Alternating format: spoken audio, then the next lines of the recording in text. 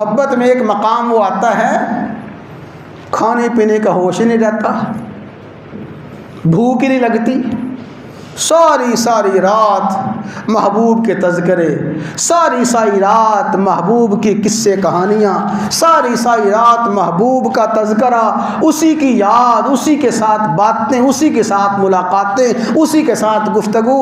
نہ کھانے کا ہوش ہے نہ پینے کا ہوش ہے، بس اگر ذہن میں دل و دماغ میں چھایا ہوا ہے وہ محبوب ہے، اگر آنکھوں میں سمایا ہوا ہے محبوب ہے، اگر زبان پہ آیا ہوا ہے محبوب ہے۔ محبوب کی محبت میں ایسا غرق ہوا کھانے پینے کا ہوش نہیں ہے۔ اور پتہ ہے محبت کا یہ درجہ کیسے حاصل ہوتا ہے؟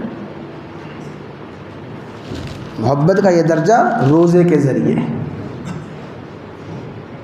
روزہ ہے وہ محبت میں ایسا غرق، ایسا مست، ایسا ملنگ محبت نے بنا دیا ہے، اب نہ اس کو کھانے کا ہوش ہے نہ پینے کا ہوش ہے، بلکہ اتنا محبوب کی محبت میں غرق ہو گیا ہے۔ اب محبوب کہتا ہے اے میرے محب اب کچھ کھانا پینا کر لو، اب کھا لو، سحری کا وقت آ گیا ہے، چلو آؤ کھا لو، افطاری کا وقت آیا، چلو کھا لو۔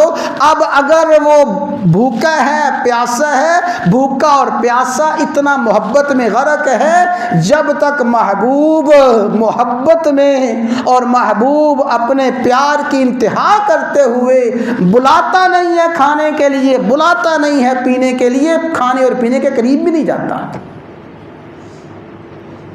بھئی یہ محبت کا درجہ کس عبادت میں ہے؟ بولیے نا، روزے میں ہے۔ پھر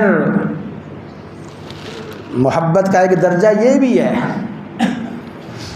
اللہ سب سے کٹ کے ہٹ کے سب کو چھوڑ چھاڑ کے محبوب کی گلی میں آ کے ڈیرا لگا لیا ہے۔ سب سے کٹ کے، سب کو چھوڑ چھاڑ کے، ہر چیز کو پسے پش ڈال کے محبوب کی گلی میں آ کے بیٹھ گیا ہے۔ اور یہ محبت کا عملی مظاہرہ ہے اعتکاف کے ذریعے محب اپنے محبوب کے در پہ آ کے بیٹھ گیا ہے۔ اب کوئی پرواہ نہیں ہے کہ گھر میں کیا ہو رہا ہے، کاروبار کیسے چل رہا ہے، دنیاوی مصروفیات مشغولیات کیسے چل رہی ہیں، کوئی پرواہ نہیں ہے، بس اس کے در پہ آ کے بیٹھا ہوا ہے اور کہتا ہے محبوب جب تک تو مجھے عطا نہیں کر دے گا تیرا در نہیں چھوڑوں گا۔